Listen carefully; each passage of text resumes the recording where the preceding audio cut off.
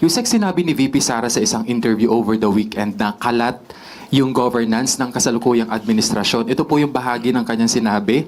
Nakikita nyo na parang kalat yung governance ngayon kasi ganoon din yung ibang departments. Buti sana kung magaling lahat ng secretaries. Walang utos, walang nag-uutos sa'yo na presidente at walang nagbabantay sa'yo na presidente. So yun ang na-disappoint ako. Akala ko mabilis, tuloy-tuloy ang trabaho, tapos sasabihin mo sa tao, ito nagawa natin, ito gagawin natin sunod. Wala. Walang ganoon na nangyari. Ano po ang reaksyon dito ng palasyo? Let us look who's talking. Ang sabi niya po, kinuha ko nga po yung transcript po na yan. Buti sana kung magaling lahat ang secretaries. Mukhang tumama naman po siya. Dahil siya, bilang sekretary ng DepEd, naitalaga siya ng Pangulo. Pinagtiwalaan siya ng Pangulo. Pero sa bandang huli, aamin pala ang Vice Presidente na siya ay walang kaalam-alam sa pagiging DepEd Secretary. So, totoo po yan. Hindi po lahat ng sekretary na naiya talaga dahil sa tiwala ng Pangulo, sa paniniwala sa kanila, hindi pala talaga magaling. Doon pa lamang po sa mga ghost students, ghost vouchers, ghost food packs, ghost laptops, ghost school materials. Lahat ng multong ito ng Vice Presidente, nung siya ay DepEd Secretary, huwag niyang ipahid kay Pangulo. At ang mga kalat na ito ay ngayon niwanawalis at nililinis ni Senator or rather Secretary Sani Angara ng DepEd. Next question po mula kay Ivy Reyes, Bilyonaryo. Yusek, good morning. The palace usually releases an official statement when it comes to days of commemoration, but now there's wala pa pong statement on EDSA. Kung meron, maglalabas po ba ng statement ang palasyo? And if not, what makes EDSA commemoration any different? Sa mamaya po siguro, bibigyan ko po kayo ng update patungkol po dyan, pero wala pa po sa atin na ibababang anumang impormasyon patungkol po. But as far as the palace is concerned, what's the significance of EDSA? It's part of the history. Hindi ito mabubura. Hindi mabubura kung anong naganap noon, ang katapangan ng mga Pilipino, ang pagtanggap sa pangyayari, hindi po yan mabubura sa history. Follow-up question po, Ana Bajo, GMA. Hi, ma'am. Ma'am, you mentioned yesterday that President Marcos will study the bills na dinedeclare yung EDSA as a regular holiday. May we know, ma'am, ano po yung mga factors na he will consider in studying the February 25 holiday bill? Pag nakarating na po siguro sa Pangulo yung bill at aaralin niya, titignan po natin. Hindi, sa ngayon po ay hindi po sinasabi kung naibigay na po ang kopya na to, new version na ito. Thank you, ma'am. Next question po, Luisa Cabato, Inquirer.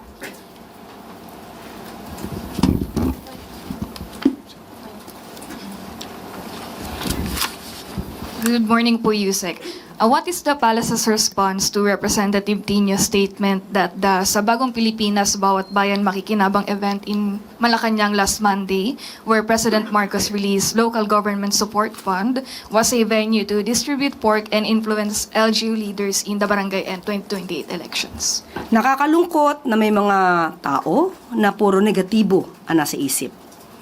Kailangan po ng pagtutulungan ng national government at ng mga local government units para mas mabilis na maihatid ang serbisyo sa mga nasasakupan.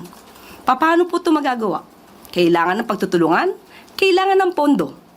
Hindi naman po ibig sabihin na bibigyan ng pondo ang local government units ay ikukonsidera na ito na pork barrel. Kinakailangan po ng taong bayan ang tulong ng national at ng local governments. Puro paninira, pang-iintriga. Hindi po yan kailangan ng bayan ngayon. Suhestyon at hindi panunumbat ang sagot para maibsan ang problemang naranasan ng iba nating mga kababayan. Next question po, Sam Medinilla, Business Mirror.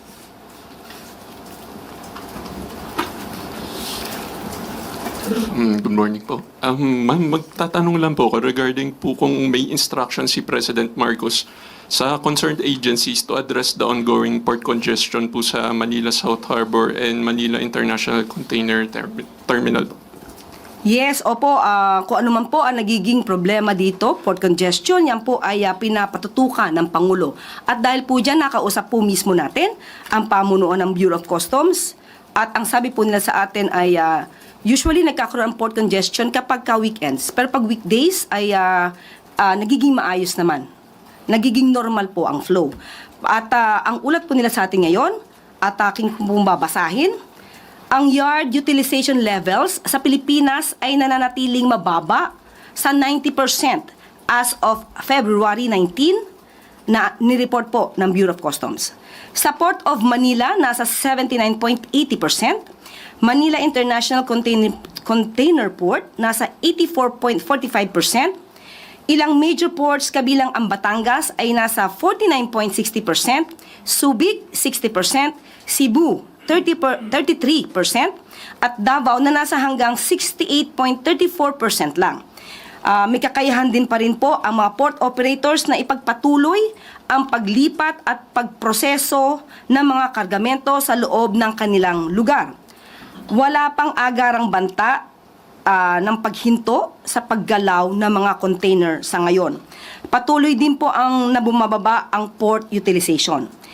At ayon din po sa BOC, sinusulong ang mga agarang hakbang na madaliing maipatupad at nakatuon sa mas maagang pagkuha ng impormasyon, mas maayos na koordinasyon at kahandaan sa kapasidad upang matiyak ang tuloy-tuloy na operasyon. Kabilang sa mga hakbang ng Customs Administrative Order sa accreditation ng container yards. Magpapatupad din ang BOC ng regular na quarterly meeting para sa koordinasyon at pagtaya kasama ang mga international shipping line at mga stakeholder ng pantalan bilang paghahanda sa mga buwan na karaniwang mataas ang paggamit ng pasilidad. Suportado rin ng BOC ang infrastructure readiness initiatives, particular na ang investments sa mga karagdagang reefer facilities at complementary policy issuances.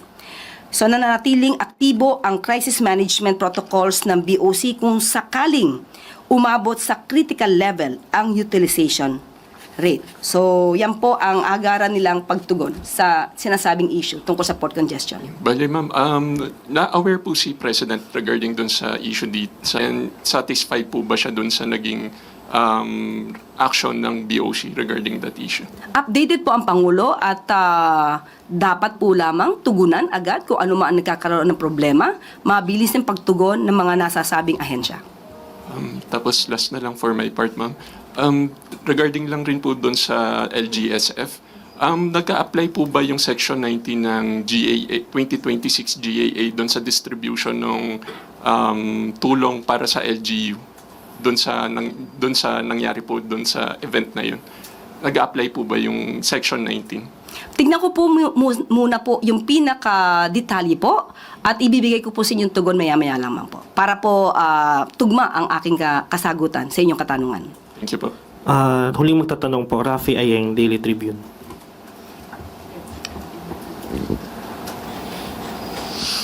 Good afternoon, Yusek. Good morning.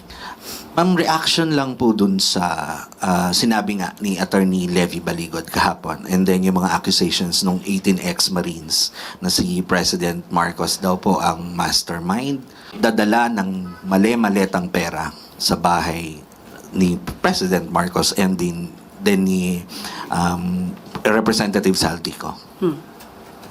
Paulit-ulit na kasinungalingan laban sa Pangulo. Lousy script. Hindi pang award-winning. Hindi malinis. Alam mo na may kasinungalingan. So, sino ba ang nasa likod nito? Siguro dapat malaman nyo kung sino ba yung may-ari ng sasakyan na siyang sumundo sa kanila matapos ang press briefing or press con nila. So, paulit-ulit na kasinungalingan. Sino po kaya? Sino sa tingin niyo? Dapat nyo siguro malaman kung sino talaga. Alamin nyo muna. At baka kayo, I believe, hindi kayo magugulat. Same people. Wala bang balak kasuhan ng palasyo ang mga nagpapakalat ng sinasabi niyong fake information o kasinungalingan? Nandyan ang NBI, nandyan ang PNP. Dapat malaman nila to. Obligasyon nila na kasuhan ang mga nagpapakalat ng fake news. Dapat pa ba silang utusan? Hindi po. Obligasyon ng NBI, PNP, DOJ. Si Mike Defensor po, ano po ang, wala po ba kayong balak kasuhan? Or siya po ba ang may-ari? Yan ba ang hula mo? Okay. Another matter is naman po, ma'am, nagbaba si US President Donald Trump ng 15% global tariff. Ano po ang balak ng economic team dito to protect our exporters? Oo, isa po yan sa talagang sumambulat na balita sa atin. Kaya po, minabuti ko pong kausapin ang economic team at ito po ang kanilang tugon. We will continue to engage with the U.S. given that U.S. remains a major trading partner. In the meantime, we will evaluate and monitor recent developments. Our goal is to ensure that our trade and investment relations with the U.S. remains stable and predictable. Yan po ang tugon ng economic team. Yun na po ang huling tanong, Yusek. Back to you po. Maraming salamat. At Pink Socks, Pacquiao Memorabilia, pagpapakita ng pagkakaisa at pagtutulungan kahit anong kulay ka pa.